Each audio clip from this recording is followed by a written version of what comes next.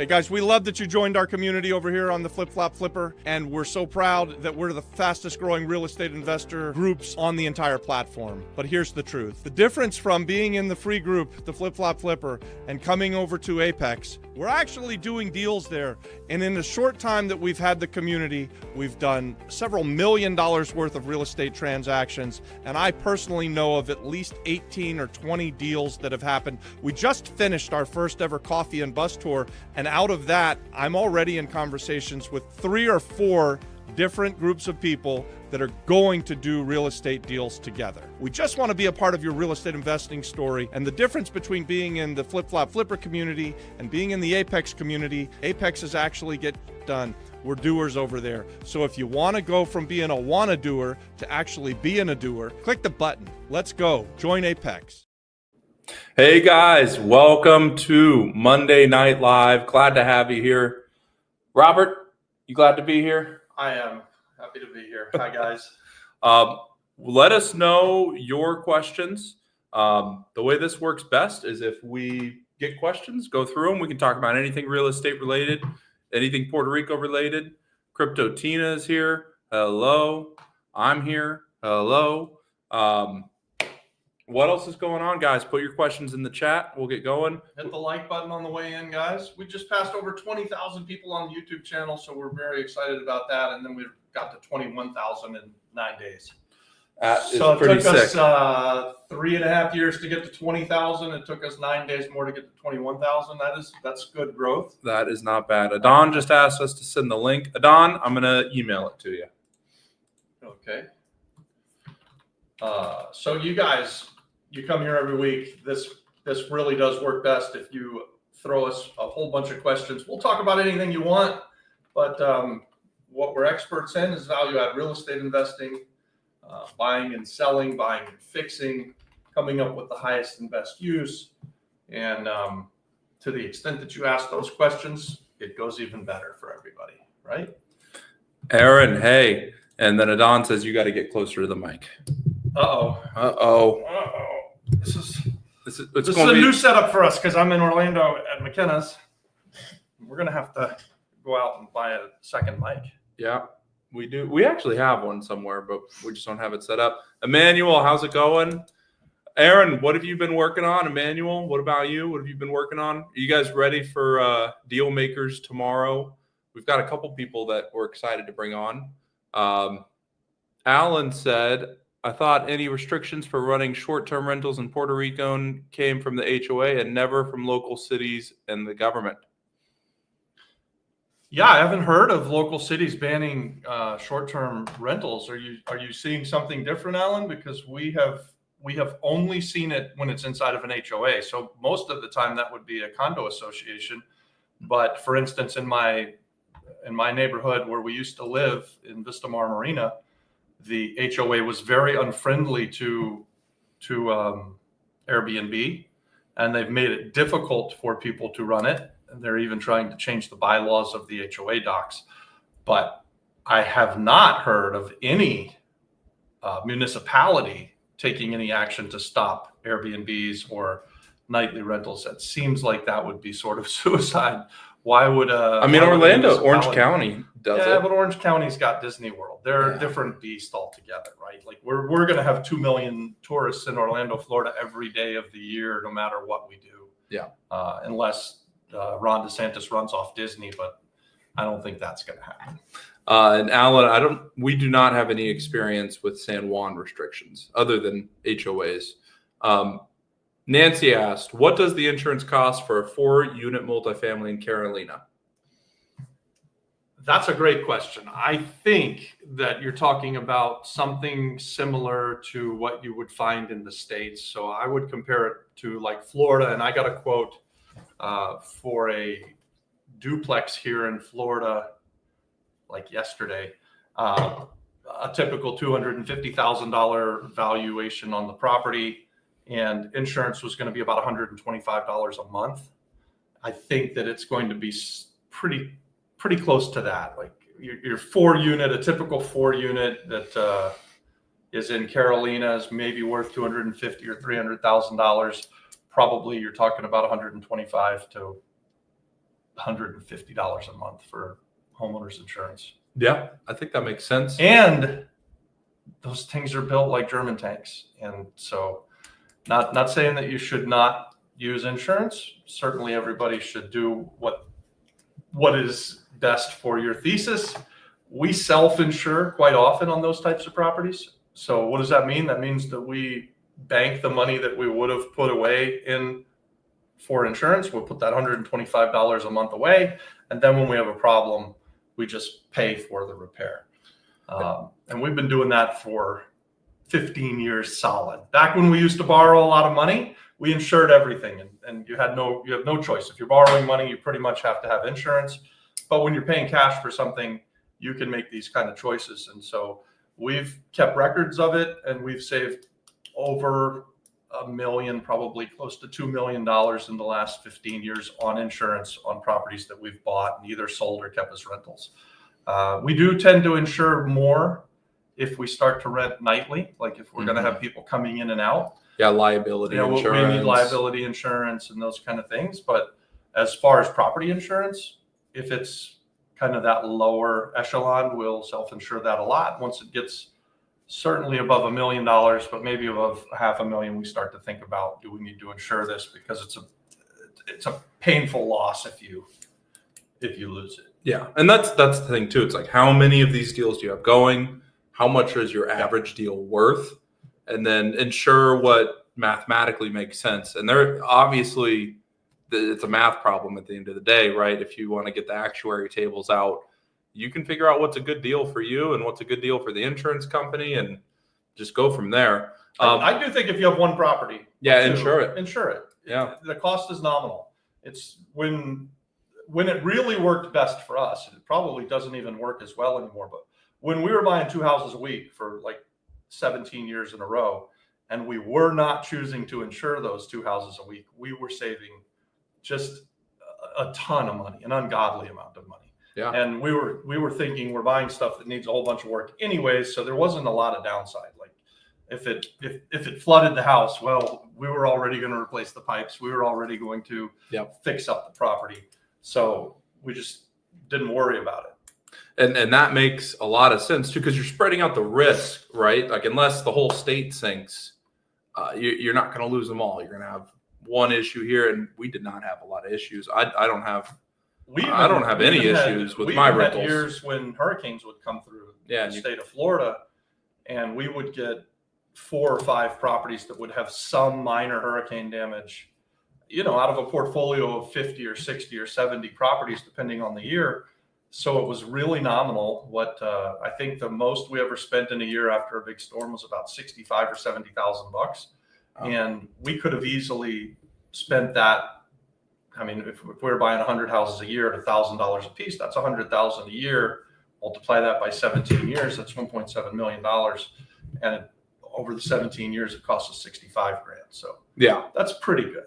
And Nancy here says she lost a home to Hurricane Andrew in '92.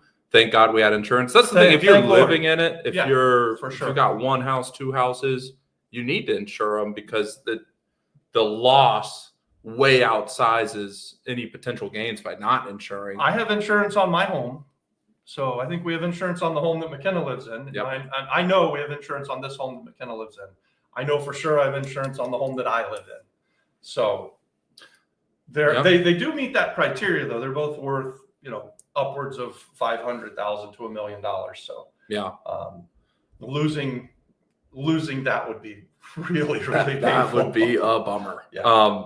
Also, guys, I just checked. We've got like 4 likes on here, 31 people watching. Hit the like button. That's no good. We got to get this out there. So please, it would really help us out if you click that little thumbs up, hit the like button, subscribe, all of that stuff. Miguel says, I found a property that is wood, 2-bed, 1 bath, $35,000 in Barrio area. Rent is $600. I got $10K and visited a cooperativa, but this won't qualify since my debt to income is too high. I don't have an LLC. Can I get a hard money loan? You can get hard money loans in Puerto Rico. Yes, they're very expensive. You don't even necessarily need an LLC, though. They're very easy to get. It'll take you a couple hours and, couple $100, $200-$300, and you'll have an LLC. So I would say worth doing to do that as well. With the hard money loans, I think the big thing you need to think about, if you're holding it as a rental property, you don't want to be borrowing hard money. In Puerto Rico, it's going to be 5 points and 16% on that money. So it's really expensive to hold as a rent. Now, if you're buying something for $35,000 as a fix and flip, buy it for 35, put another 35 into it, and it's worth 150.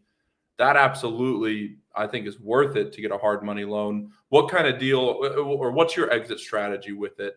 If you're thinking about doing a flip, Miguel, I think that makes a lot of sense.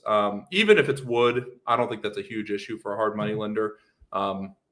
Concrete's better. If he can get a hard money lender on 35,000, assuming he's going to have to put something down, though, right? So yeah, 20%, 35,000 and 20% in. You borrow 28,000 at 15%.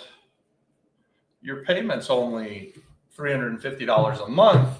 Plus insurance, plus taxes. I was going to say you're cash flowing at 600, but you're not really. You're really not, right? 350 plus insurance and taxes. Maybe you're cash flowing a little bit, and you don't have very much money in it. But it's still, you have to have that exit strategy. If you don't have that exit strategy, that type of loan will eat you up. They're not meant for the long term, so it's not generally wise to borrow hard money for rental properties. Not that it never works, and if you have a way to refinance it, or you have a liquidity event coming up and you're going to be able to pay it off, then that's an exit, and you could do it for a short time. Because I think if you believe you're getting a great deal and you don't want to miss it, then sure, you could do it. And so yeah, you need to borrow $25,000. You got 10K in.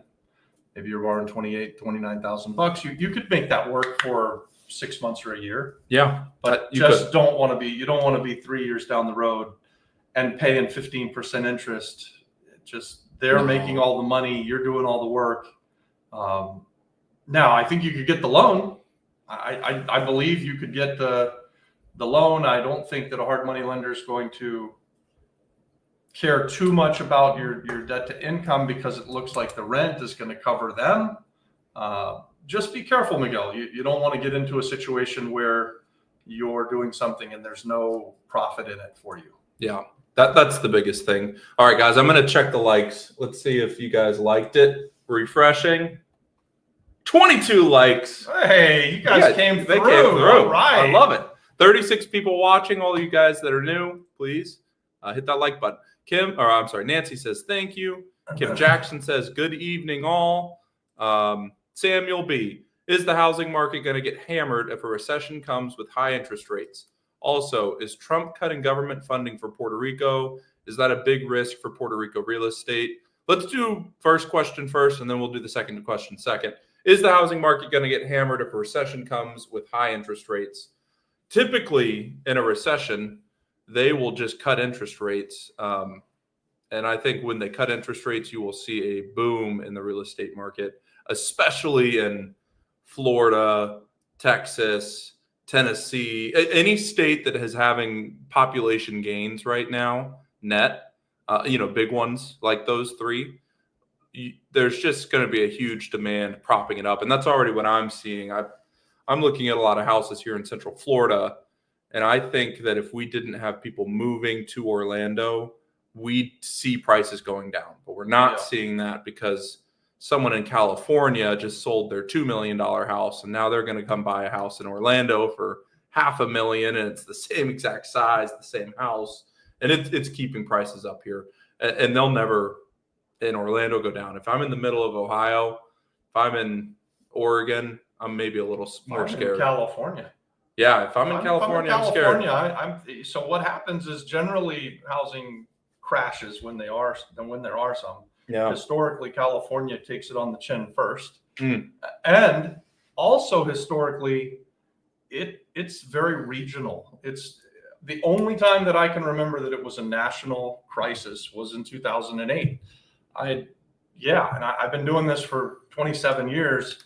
Every other time there was some sort of housing correction, it was regional. Most of the time it was California. So California kind of goes up and down and up and down. But if you notice, prices there do generally skyrocket. I mean, California is some of the most expensive real estate in the world. It's gorgeous And, out and there. anything's $1 million, right? Yeah. I remember 10 or 15 years ago looking at houses in Compton, and to buy a house in Compton was $500,000. I'm sure that same house is $1 million now.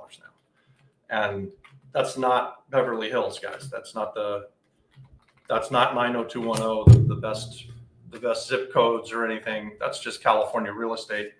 The thing about trying to time the market, if there is a crash, and I've been thinking about doing a video about this. Put in the comments if you think this would be a good video, but I have a theory that all of the people, and whenever you say all or those kind of terms, you're wrong automatically. But 97%. I have a theory that many people that are saying, I'm going to wait until the market crashes before I get in the market, will never get in the market when the market crashes. So this is my plan. I am a buyer of great deals of real estate. So if I'm buying in Florida, I want to buy something that I'm clearly going to make money on. And I'm actively looking to buy those right now in this market. If the market crashes the way that it did in 2008, 9 and 10, I'm buying everything, guys. I mean, you will see me out there on YouTube and on all of the different places saying, guys, Sell me your house. give me your house, come alongside of me, let's partner on these things. But I'm going to buy thousands of properties and I'll never sell them. That would be my, I don't want to say a dream scenario. I don't think it's going to happen, but I do think that if it does happen, then people are going to get rich. Some people are going to get rich. Most people are going to be saying, I'm going to wait until the market corrects. Yeah. Then the market's going to correct and they're going to say, well, I'm going to wait until it starts to get better because now it's, everything's so cheap. It's never going to get good again. It's going to get good again. Yeah. We always come out of the recession. I don't think that we're going anywhere near what we went in 2008. Nothing close to that. I just don't see it. No, I could be wrong. In 2005 and 6, I freaking knew it. I knew that it was coming. I told people get the cash. I didn't have a YouTube channel and I wasn't smart enough to do what I said. So it burned me. But I absolutely knew 2 years ahead of time that the market was collapsing or needed to collapse because, as the movie, the Big Short would tell you, the strippers were all buying 3 and 4 houses with 100% financing. And that's just not the way the world works. Yeah, my dog could get a house. If Franklin could buy a house right now, one, I'd probably do it and sell it to him. But, Sure. But yeah, that would be bad for the market. I don't think we're going to see a big crash like that. Yeah, you're talking about a pullback of 5 or 10%. If it's really bad, maybe it pulls back 20%. In 2008, 9, and 10, we had a complete collapse. So houses that were, and I'll use Central Florida as the example, but houses that we were buying at a foreclosure sale for $150,000 and then fixing up and selling for $250,000. Yeah, they collapsed, guys. I was buying those same houses in 2005 and 6 for $150,000. Then fast forward to 2010, I was buying the same house for $15,000. That's a collapse. That's what I'm talking about as a collapse. That's not 10% or 20%. That's not even 50%. That was like it dropped 80 or 90% on the wholesale level. Going to the foreclosure sale, they were so cheap. I mean, we were buying houses for, I bought a house so cheap one time at a tax deed sale that I traded it for a pickup truck and I got the better end of the deal. Think about that. I mean, it was really fire sale shit back then. And another reason why we won't have that scenario, I think, is that crash wiped out a ton of house builders. And if you look at building levels, we've not ever gotten back. We've never recovered from the builders.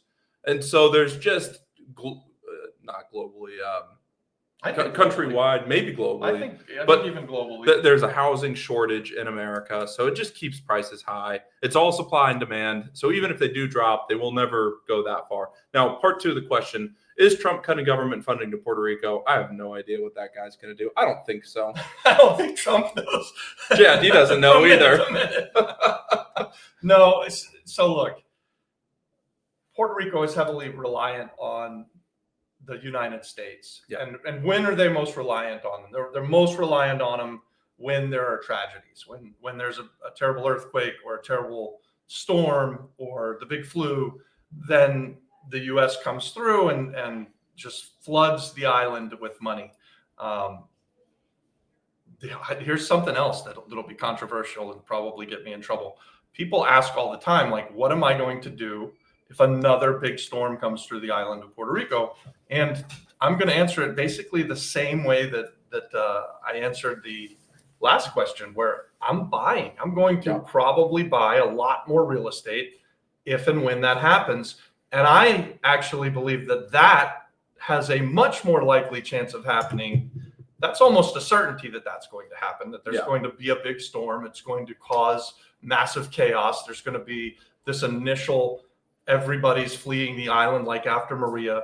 When I flew to the island, literally I'm flying on an empty plane, and they were just filling the planes up and taking people off of the island, to the tune of like 500,000 people leaving the island. And I was the only fool who was flying into the island at the time.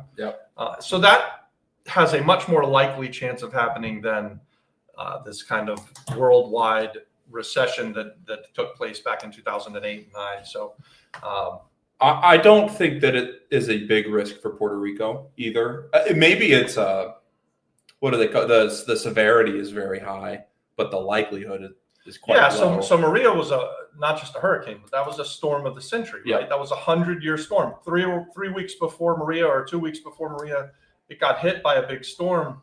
But not everybody was leaving the island. It wasn't like, oh my God, it's over for us. Maria comes, and it was just this engulfing storm. It just really sat on the island. The whole island was in the eye of the hurricane. It was a massive 100-year, the worst storm in 100 years. So will that happen again? Yeah, but it could be another 100 years. It could happen 2 years from now. Who knows? And it seems like those kind of things are happening more frequently. Yeah, that's some global warming. You know, when we're talking about Trump, when we're talking about weather events, it's really out of my wheelhouse. I just buy houses for cheap and fix them up. I think that's my point, because in both scenarios, I'm buying leading into these bad events that will inevitably happen.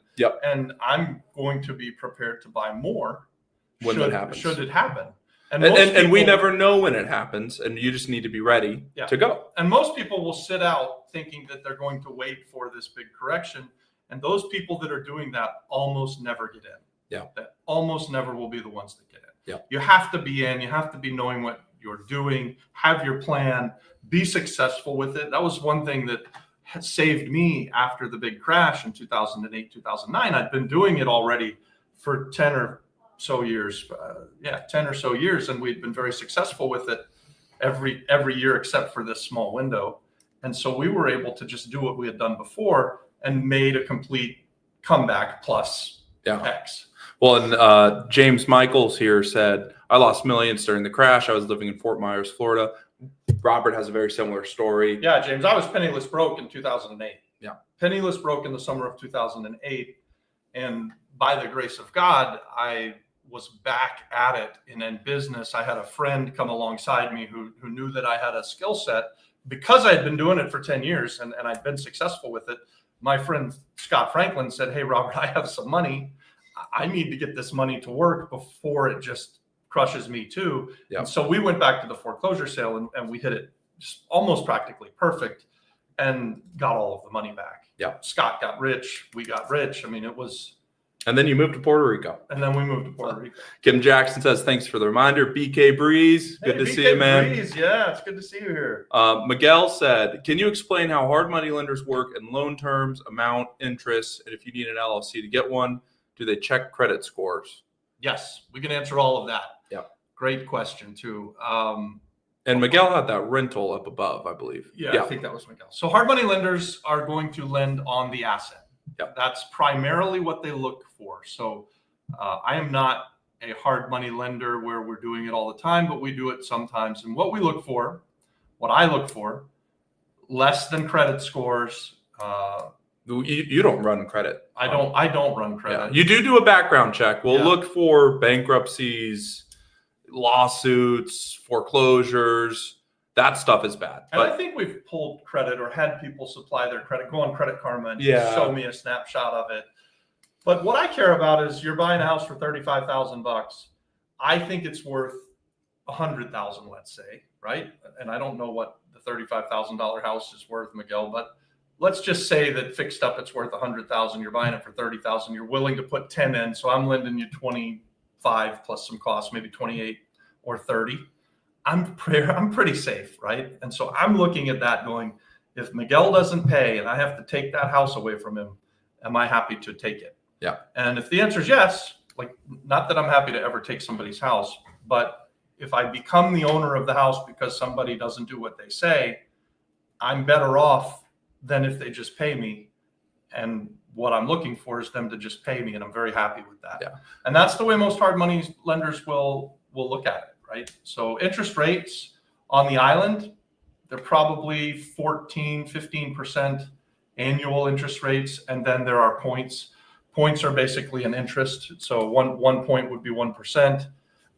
We see hard money loans on the island of Puerto Rico, 5 or 6 points up front, and 15% interest. Very, very common terms. Very expensive, but worth it on a flip. Yeah. We've also seen the bigger hard money, that sort of institutional hard money lenders. They're 3 points and 12%. So it seems like a lower interest rate, but then they crush you with something called PIK interest, which is just this hidden interest rate. And then they crush you whenever you need a draw on anything. They're really bad. Fee. Get an appraisal. Yeah. They check everything. They tie up all of your assets. They make it really painful for you. So not great loans. And those are over $1 million. The loan you're looking for, though, on a $35,000 house is a private individual who will give you $25,000 to $30,000. You have some skin in the game. They believe that the asset protects them, and then you make the payment every month. And Miguel, to the extent that you do what you say, once you've got someone who will give you that money, they're going to continue to just feed you every single time. And if you burn somebody, well, that's on you. So don't burn them. Don't be that guy. You do what you say, and then you build relationships. And you're doing a $35,000 house now, and next year you're doing a $350,000 house, and you just keep growing the relationship. Absolutely. Amount 70 to 80% of the purchase, maybe 70, 80% of the reno, maybe 100% of the reno. Depends who's doing it. Loan terms depends on the equity in the house. Depends on the equity. Yeah, if you have a fantastic deal, if you have a $500,000 house you're buying for $50,000. Yeah, they'll lend all the money. Yeah, you'll get 100%. They'll just give it to you. Yeah. If it's a tighter deal, you might need to bring more cash. And then loan terms, usually about a year, is what they like. So you don't want to do a 6-month loan. Let me say it this way. I don't like to do 6-month loans. You'll see hard money lenders who put it out there that they want a 6-month loan. And if you don't pay them off within 6 months, they want more points, and they want. I think it's really dangerous. Yeah, especially in Puerto Rico. Fast. 6 months is like half a week. Yeah. And then 3 of those months are Christmas, and you can't do any work. Exactly. It's like, oh man. Yeah. And Miguel also said, if my strategy is cash flow and a long-term rental, how can I get to $25,000? That's another really good question. I would look for an equity investor. We have our Apex group. I'm pretty sure you're a member, Miguel. Let me double check, but I'm like 90% sure that you are. Go in there, bring this deal. Actually, or not. Okay, well, Miguel, we have our Deal Maker Tuesday tomorrow in Apex. I'm going to put the link here in the chat. You can bring this deal to the group. We'll talk about structure, but also there are investors who watch that stream. And if somebody is interested in owning this house with you, you could do an equity split. Probably what you'd be looking at is a 50-50 split. You found the deal. You do all of the work. You're managing the tenant. You're managing maintenance. They put up the money. And for that, you get 50-50. I think that's a very fair way to do it, and maybe is more expensive than hard money, but there's no loan payments. There's no mortgage payments. I mean, if the deal does go south, you're protected. I think it's a better way to do a long-term rental if you're strapped for cash. And Miguel, that's how I made my big comeback, right?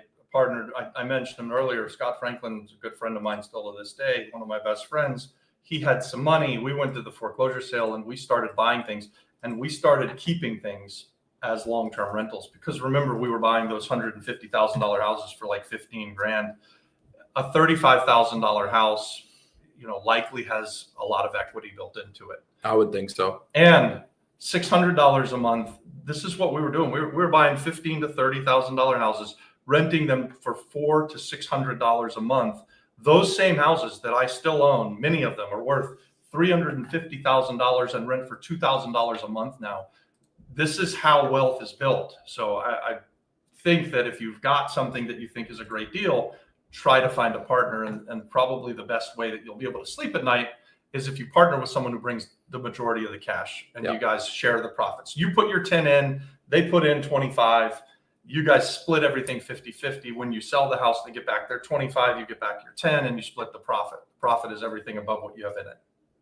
And Emmanuel says he's doing the same thing, finding deals and managing while someone else helps me with the money. It's kind of the whole cycle of real estate from the investor standpoint. You get the young, hungry guy, Emmanuel, who also finds great deals. Guys, reach out to him if you need a deal. And then he's learning the business. And then someone like Robert can come along, fund his deals. Robert makes money. He also has experience that he can teach him. And then in 20, 30 years, Emmanuel is going to be Robert. And there's going to be, Jose or whoever that he's going to be teaching. And it just keeps going like that. And that's how the world goes around. Julio says, that's why I needed to see last Thursday's masterclass, so I know what type of business to structure. Speaking of last Thursday's masterclass, let me play an ad from our sponsor. It's good to have a sponsor, even when it's us. It is good. Hey guys, we love that you joined our community over here on the Flip Flop Flipper, and we're so proud that we're the fastest growing real estate investor groups on the entire platform. But here's the truth. The difference from being in the free group, the Flip Flop Flipper, and coming over to Apex, we're actually doing deals there. And in the short time that we've had the community, we've done several $1 million worth of real estate transactions. And I personally know of at least 18 or 20 deals that have happened. We just finished our first ever coffee and bus tour. And out of that, I'm already in conversations with 3 or 4 different groups of people that are going to do real estate deals together. We just want to be a part of your real estate investing story. And the difference between being in the Flip Flop Flipper community and being in the Apex community, Apex is actually get done. We're doers over there. So if you want to go from being a wanna-doer to actually being a doer, click the button. Let's go. Join Apex. Look at that. Also, we're joined again by Adon. How's it going, man? It's going well. I've been listening on YouTube. These two guys sound like they know some stuff. It's great. It's all about the questions that we get asked, because when you ask stuff that's in the wheelhouse, I think we come off reasonably intelligent. Ask me about another topic other than real estate. Bring up crypto and oh man, it gets bad. Julio says, I also found a 2-unit with an ocean view across the street. Get it for $132,000. Street asking $140,000 with $30,000 in repairs. That's when I'd like to wholesale. ARV is $220,000. Well, let's do some quick math on screen. I feel like that could be kind of fun, and we'll kind of go through.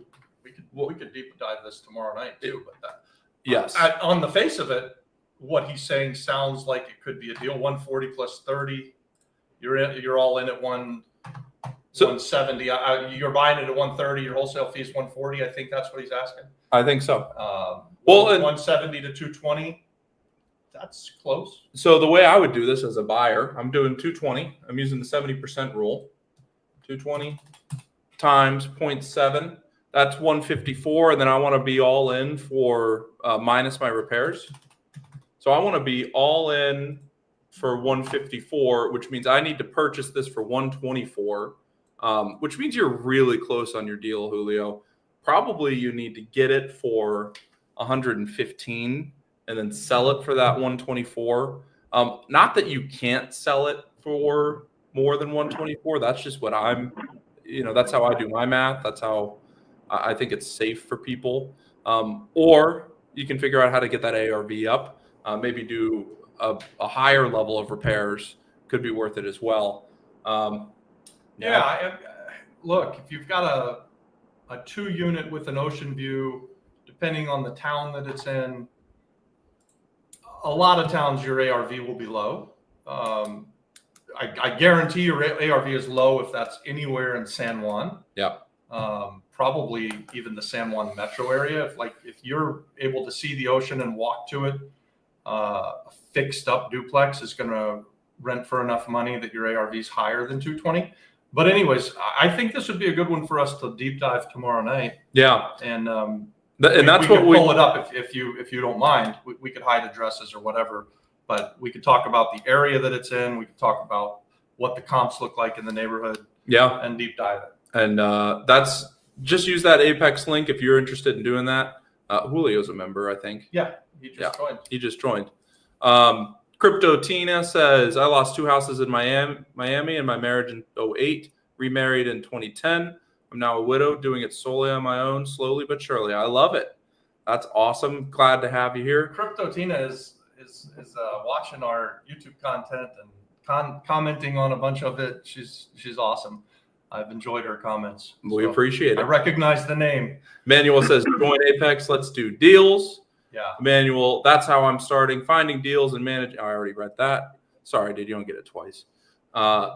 Tremina's place. Hi. You said you wouldn't do a 6-month loan. So what would be reasonable for as far as time goes? Adon, what would you do if you were taking a hard money loan? We said a year. What do you think?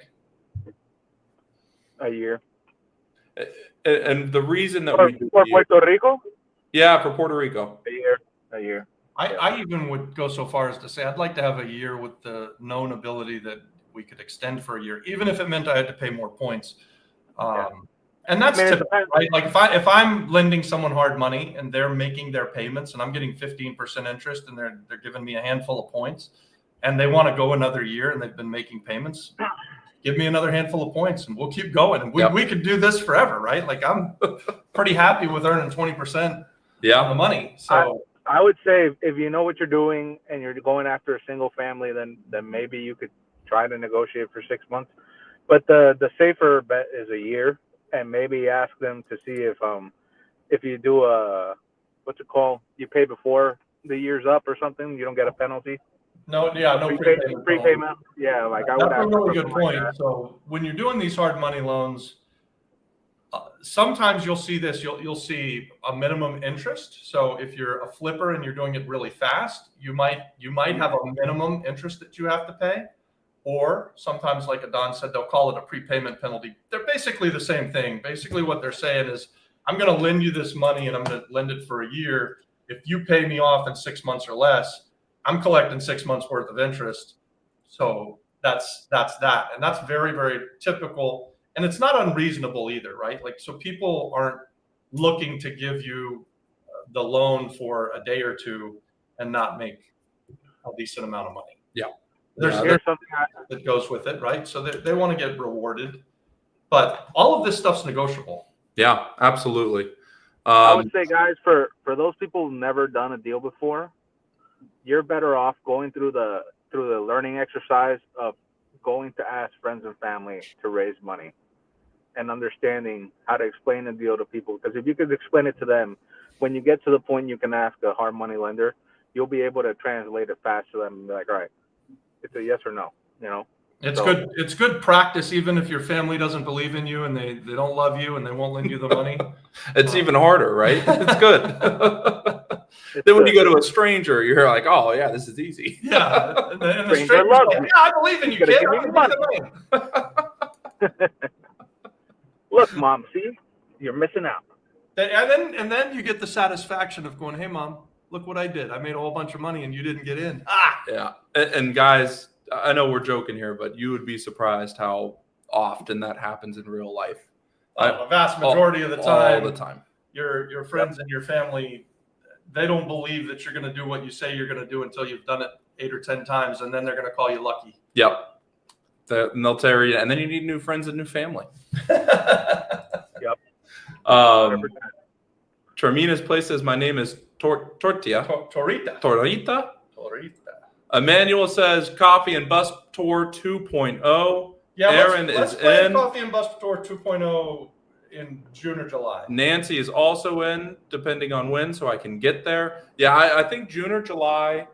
Do we want to do San Juan again, guys, or do we want to go to the North Coast, to Rincon? There's a few different options we can do. The bus tour will be included if you're a member in Apex. You'll have the option to bring a +1 for an extra fee, just paying for their meal and their spot on the bus. We'll do the meals different this time. We'll Yep. we'll get something catered to the bus rather than going to a restaurant and sit down and order and take half of the day. Yep. We learn as we go, guys. We're smart.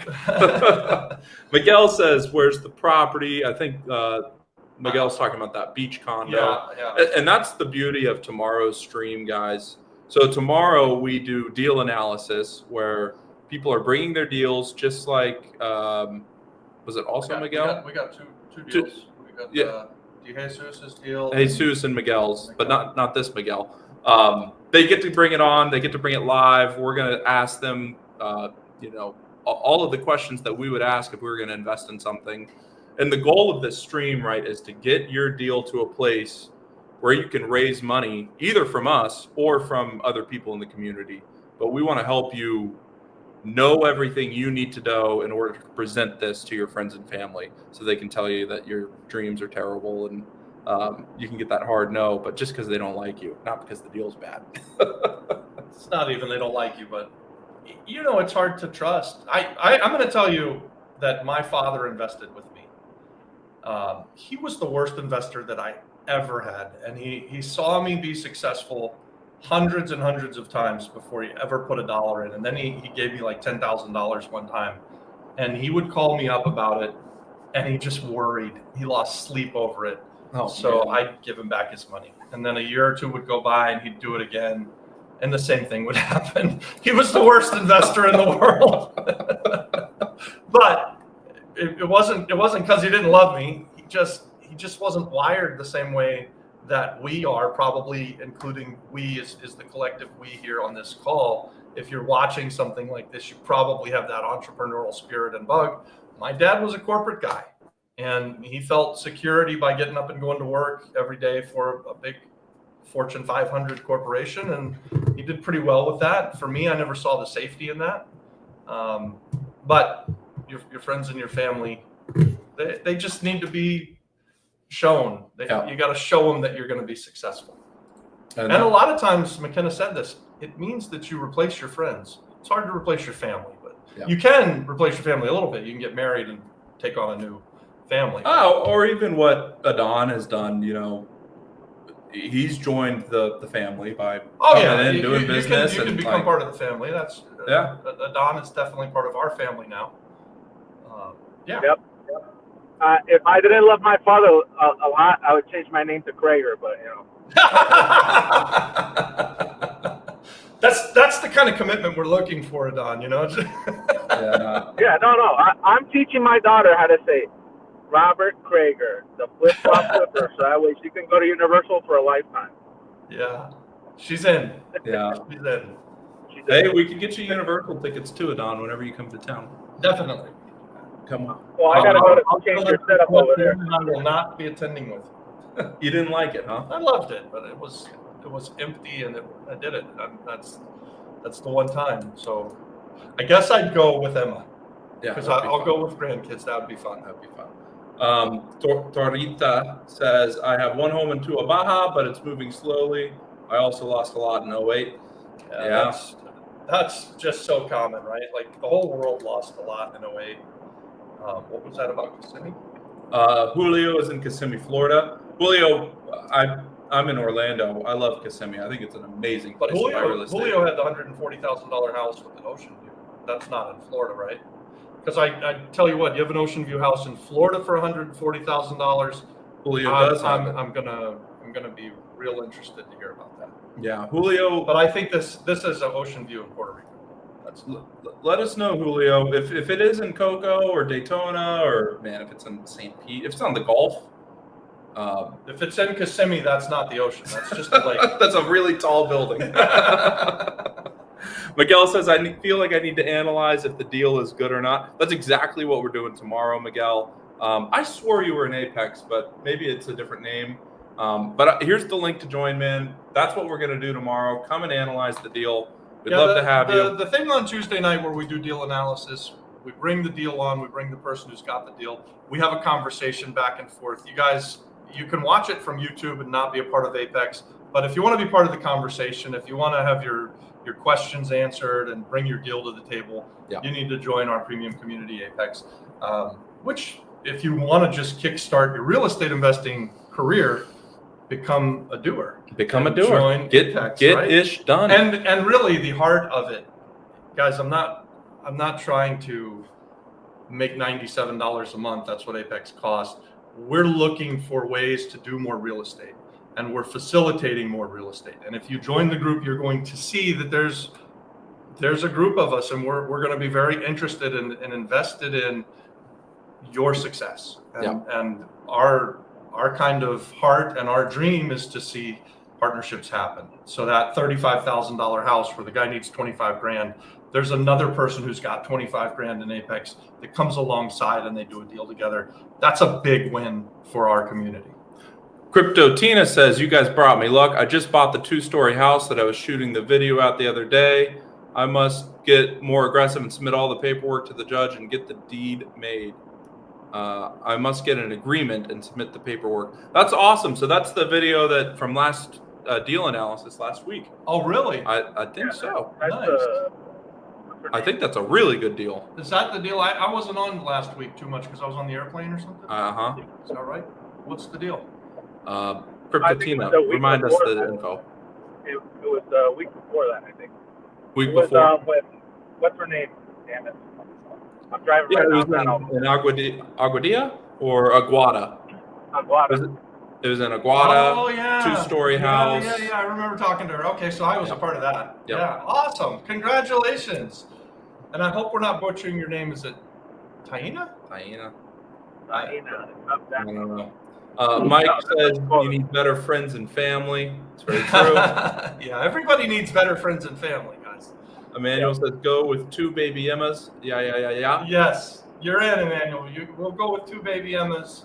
And if you guys both come with your daughters, you could probably drag me back to the park. That would be fun. I'd go. I'd do that for them. We're gonna give away all of Elizabeth's tickets. She's gonna be pissed. I know, she is. What's your views on selling and offering owner finance? I love owner finance. So I like to buy using owner finance, and I like to sell using owner finance. I don't know if I have a negative view about it at all. I like very much using seller finance, especially on the island of Puerto Rico where liquidity is so difficult. And what we've seen as buyers is that we can pay more if the seller is willing to give us that financing, because it means we don't have to go and get the cash. We don't have to go and form a partnership. We just basically make the seller our partner, and we give them a bigger purchase price, where if, let's say, we were going to buy a house all cash, we might need to be at 60% of LTV. If we're going to buy using seller financing, we might be able to be in certain cases up to 100% of LTV, depending on how much work the place needs and things like that. So seller financing is a phenomenal tool. We have a ton of content about this. I think we might even have a playlist on seller financing and sub-2. Plus, with these interest rates that people have been getting just a few years ago, now it's gone higher. But 4, 5, 6 years ago, during COVID, people were borrowing money at 3% and less. And we're doing a lot of this buying subject to those mortgages. Mm-hmm. So I like that cheap money, and not having to come out of pocket a ton is very attractive. It's my favorite way to buy right now is seller financing, subject to that you're making money in the financing. And then the best part of your deal can be that cheap financing. Financing. And you're insulated from the real estate economy that everyone's worried about because you made your money in the financing.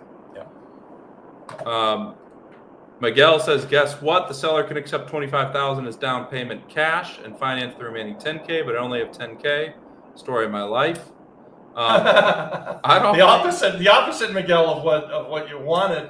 Although not completely horrible, right? So now if you found someone with the 25,000, you guys can finance that 10K. There's some value in that. It's obviously, it would be way more valuable if you take the 10K down and finance the 25. Maybe you could renegotiate and get them to split the difference with you or something. That's probably not a seller finance deal that I would necessarily jump at doing, although it depends on, what the other terms are, I guess, and how good the 35,000 is. Like, I'm assuming again that the 35,000 isn't 100% of the equity. You're buying that at a place where you still have equity. Yeah. Street signs performer. How many times a year does the cities do auctions? I assume. Yeah, so I think he's talking about foreclosure sales on the island of Puerto Rico. Every municipality, 5 days a week, Monday through Friday. Adon is running a group that's going to those auctions. Adon, how many auctions a week are you trying to go to right now? Every day. It's Monday through Thursday, and they're all over the island. Right now we're focusing on Friday, Adon. No auctions on Friday. No. Okay. So it's only Monday through Thursday though, but it can be 10 auctions in Carolina and 10 in San Juan, and we may like a house or two in Mayaguez, and we're trying to be in both places. We want to be in all three places. We want to be at the sale in Carolina, at the sale in San Juan, and even have someone at the sale in Mayaguez, which is the whole other side of the island. So Yep. It takes a team. And It takes a team to be able to do this foreclosure business properly. And he also asked two foreclosures we have, so we should be closing on most of them hopefully by the end of next month. So I love it. Then the war chest will be reloaded, and you'll go and buy some more. I think we're reloading the war chest even now as we speak. And then as we sell those, that money will come back in. What we're going to do is build a bigger war chest so that we can actually get to as many auctions as possible. Yeah. So we're always getting the low-hanging fruit. And then Street Science also asked, can we access the list online? And we will answer that right after everyone hits the like button. I see we're at 40 people and we're only at like 22 likes. Please hit that like button. All right, can we access those lists online? Don? Yes. There's a website called Edictos en Subasta. There's a free version, but it doesn't tell you anything. If you want to know, you just gotta pay. You have to pay the subscription fee. It's $100 a month or something. And say the name of that website one more time. Edictos y Subasta. All right. Tramina says, I sold 2 properties in North Carolina, owner finance. Now I want to use that money to purchase my second house in Puerto Rico in a year or so. That is awesome. Way to go. Yeah, that is the way to do it. I really like selling on owner financing. I haven't actually sold anything myself on terms, but I'm very excited to, because I like being in real estate, but I like being in real estate loans even more than I like owning physical buildings. Mike Rusica could probably attest to that. The loans are pretty powerful They're tools. really powerful. So Adon and I had a house we sold a year and a half ago, or was it a year and a half? About a year and a half before we sold it. We got some money then. We received a nice interest payment for a year and a half. And then at the start of the year, the guy paid us off. Yeah. And it was like, wow, all right, that was phenomenal. And it worked out just the way you want it to. And that's the beauty of doing the seller finance stuff.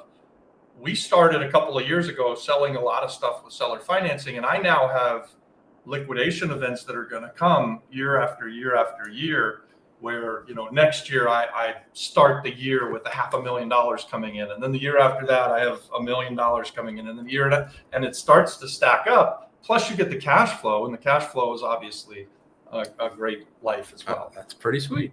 That is cool. Crypto says, I bought it for 5 G's with a contract to buy, no deed. To make the deed, I need to hire a surveyor and a lawyer for the papers. Lawyer is the seller's nephew. $1,000 for the person that found me the deal. Surveyor and lawyer, I think, are another $5,000, so 10 to 12 grand with the papers. Then I must pay for the renovation. I'm not sure if it's the best deal, but someone said on the call that I should go for it, so I went for it. I love it. Nice. We use Nicole Stolwell in San Juan. She's a great attorney. Sounds like she's already got the seller's nephew working on it. But if you want your own, that's not the seller's nephew. Yeah. I really like Nicole. I think she's very. She's really she's good. She's Very professional. She's very professional. Yeah.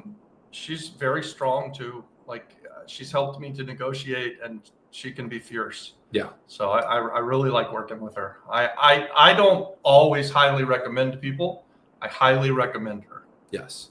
From what I remember, that deal sounds pretty great. I mean, being into a property for 12 grand, it's pretty good. Yeah. Then you have to renovate, so you're in it for. I think Tana had a few deals, so Yeah. I'm not sure which one it was, but I do like the go for it mindset. That's typically what I do. We go for it. Yeah. And then Then you'll figure it out. Then we figure it all out. Yeah. With purchasing those foreclosures, what are the steps to make sure title is clear, and can we check title before placing bids? Yes. Yeah, absolutely. So if you don't check title before placing bids, you're going to lose all your money. Yeah. Don't do that. Don't. You must do the work ahead of time. It's buyer beware. So what that looks like is, and Adnan is doing the heavy lifting here, but we're looking at the title to ensure that it's a first mortgage before we ever decide to go and bid on it. And we're doing that on dozens of properties that we don't win. And so it's a lot of work, right? You're not just picking one property and doing the work. We're looking at everything that would make sense. And part of our due diligence is to see the property, to determine what it needs as far as fix up, to look and see if it's vacant or not. This is important stuff because there's an expense if it's not. And then the main thing is, are we buying a first mortgage? Because if we're not buying a first mortgage, that's when you get in big trouble. And it is a buyer beware. So you go to this foreclosure sale with all of the money, and when you win, you pay all of the money. There's no takebacks. It's just, you won it for $100,000. You hand the alguacil de tribunal $100,000, and he hands you back this tiny little receipt that says you're the successful bidder. And then a couple weeks later, you've paid your lawyer to make sure the whole process goes through, and you actually get a title. I don't even know, what do they call the title in Puerto Rico? In Florida, it's called a certificate of title. You get a certificate of sale at the time of purchase, and a certificate you get days later. In Puerto Rico, what do we get? You get the receipt you talked about, and an acta. Basically, it shows who was there bidding with you and how you were the successful bidder. And then with that, you submit that to your lawyer, and then your lawyer takes it from there. And you get an actual title. It's taking us about 3 weeks, right? Yeah. Yeah. And there's an expense to it too. So if we win it for $100,000, we expect it to cost another $1,500, $2,500. Yeah, if taxes are due, you got to pay those as well, and yep, and so on and so forth. Oh, so that's another thing that we do before we bid. We like to know, is there an HOA, and if there's an HOA, how much are they owed, and what are the back taxes? Has the bank been paying the taxes, and so they're not very much at all, or do they have 5 years worth of back taxes? These are things that can burn you. Or even if you're buying a first mortgage, if you didn't realize that the HOA is owed 10 grand and the back taxes for 5 years is another 10 grand, now your $100,000 purchase becomes $120,000. That's very painful. Yes, it does. All right. We're going to go through these last comments here. I love Tua Baja, but what area is good for tourism that's not San Juan? Everything on the water, everything on the north coast heading west from Fajardo, I think is phenomenal. So we looked at Fajardo when we first came to the island. I think there's still great deals there. Luquillo is an excellent place. We were very successful with a small hotel in Luquillo. Now we're looking at like Arecibo and west. So that even Manatee, Arecibo, Hatillo, Camoy, all of those kind of north, central coast north, and then north coast west out to Rincon are excellent for tourism. I think right now I would check the south too. So sneaky play is Cabo Rojo. Cabo Rojo is about to have this massive investment in it, and it was already kind of a weekend spot for the locals. So, I like to do tourism on the ocean or near the ocean, but the place that I like best is probably Isabella, Aguada, Aguadilla, Rincon. Those are my favorite places right now. Alan says, check the foreclosure research process in the Apex thread. And the way you do that, you just go up to the community, you click search, you type in foreclosure. It should pop right up. Mike says, fun foreclosure, pocket money. Julio says, escrita? I don't know what that is. Escritura. What is it, Adon? That's the deed. Ah, the deed. Oh, okay, great. Alan says we can cover this at the next operators breakout. Alan, my man. All right. Did he do one already? I don't think so. Alan, have you done that operators breakout yet, or are you going to do your first one? And we need to do a breakout To the funders. to the funders. Yep. Is title information on Crim, or is there a different site for title information? I had a lawyer for my first purchase. Not on the Crim. You can find some information there. You either hire a lawyer to do the title search, or I mean, I know Jocelyn was able to do a title search on one of these other websites. She paid like $150 for. I haven't tried it out just because we look at so many during a month. $150 every time we go to the sale would add up quick, especially when we know we're going to lose 10 out of 11. Exactly. We don't want to burn. We don't want to light $1,500 on fire, so we try to do it for free. And we only would spend the money if it's tricky. Because a lot of times Adon's able to tell very quickly that it's Banco Popular, that it's a first mortgage. You can kind of see that stuff. It's when it's a little obscure that you want to spend the money. Yeah. Yeah. Glenn asked, can you use a credit card to purchase at the auctions? Nope. Not here. And I'm not sure you can still in Brevard County, Florida, but we did for years. We would use credit cards to buy a property at the foreclosure sale. And I had friends who had that Black American Express card, and we'd go drop a couple $100,000 on a house. They'd get all kinds of points. I think they probably have stopped that because there's a fee to using the credit cards and stuff like that. So And there's and chargebacks. it's definitely not something that you can do in Puerto Rico. And we'll answer our next question right after the word from this sponsor here. Hey guys, we love that you joined our community over here on the Flip Flop Flipper, and we're so proud that we're the fastest growing real estate investor groups on the entire platform. But here's the truth. The difference from being in the free group, the Flip Flop Flipper, and coming over to Apex, we're actually doing deals there. And in the short time that we've had the community, we've done several $1 million worth of real estate transactions. And I personally know of at least 18 or 20 deals that have happened. We just finished our first ever coffee and bus tour.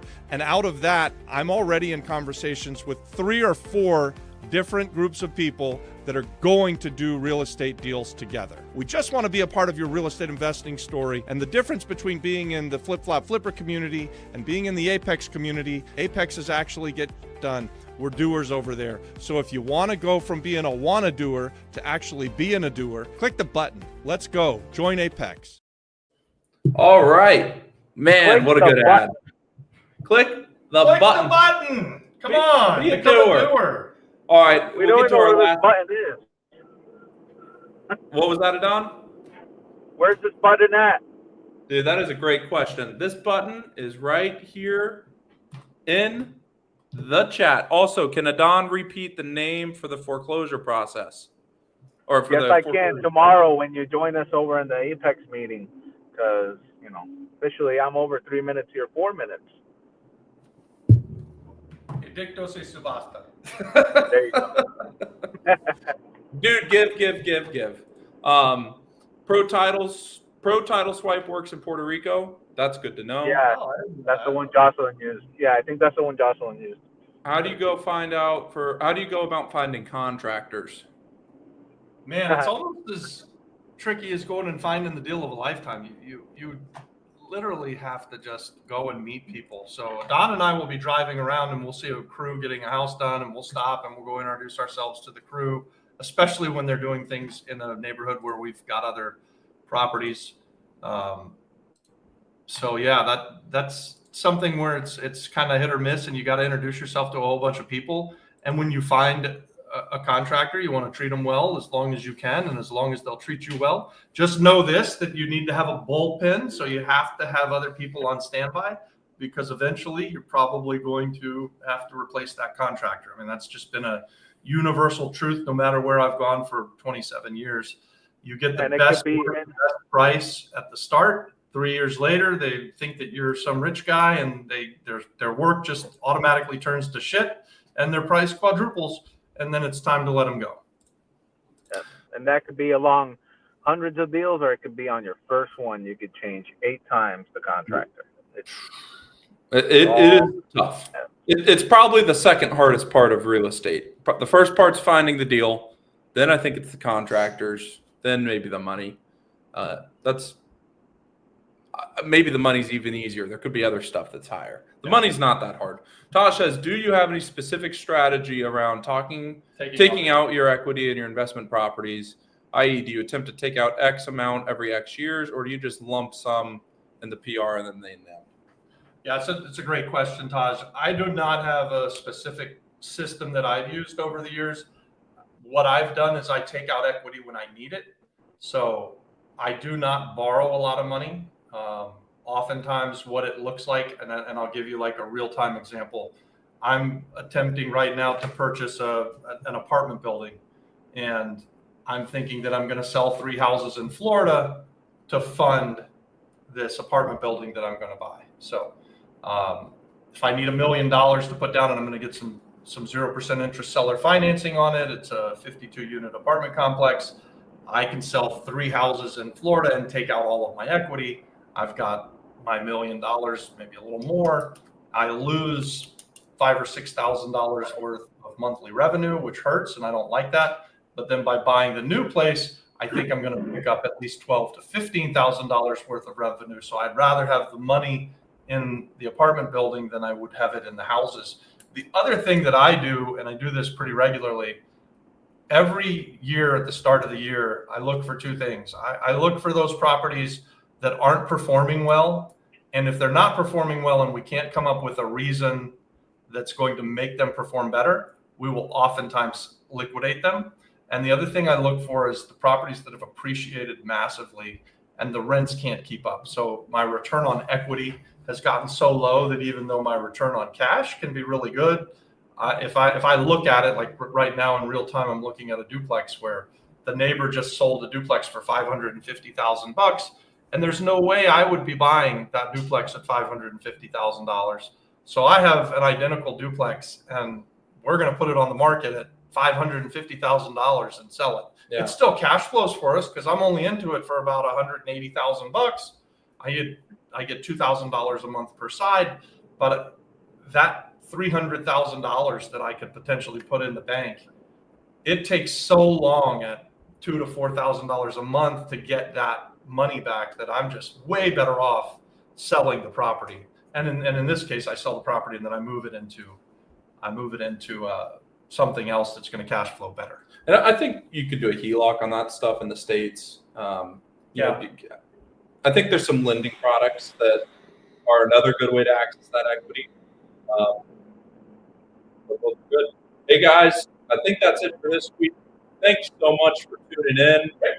Great call. I put the link to Apex in. We've got another call tomorrow night. You can watch it here on YouTube. If you want to present the deal, you need to be in Apex. And if you like this format, you're going to love the format tomorrow night, especially if you're part of the conversation, because it is visual back and forth where you have questions, have a conversation, rather than just text. Sometimes there's room for interpretation. I really enjoy the format that we do tomorrow night for the deal makers. Is a deal something? Anyways, when we're deep diving the deals with our Apex members. So I highly encourage you guys to come and join us. It's a small investment. It's a great investment in yourself. Take the step, become a doer. I love it. And give us a like, you guys. Please. We need them. All right, guys. Have a good one.